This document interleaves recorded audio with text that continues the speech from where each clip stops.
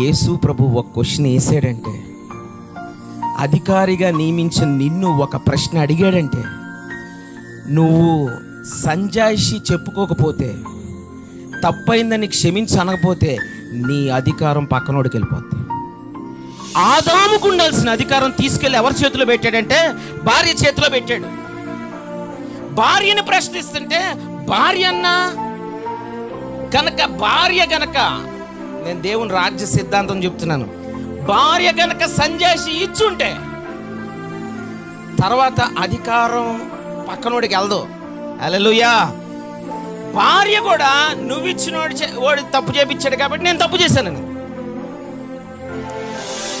సైతాన్ని అడిగాడు ప్రశ్న, ఏంట్రా ఇది నీ పనేనంటే, ఏం మాట్లాడలా కన్నింగ్ ఫెలో, ఏం మాట్లాడలా మోసగాడు, కామైపోయాడు.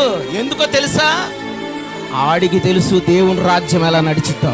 వాడికి తెలుసు పొర్రపాటున గనక ఇప్పుడు నేను నోరు తెరిస్తే నా అధికారం పక్కనోడికి వెళ్ళిపోద్ది.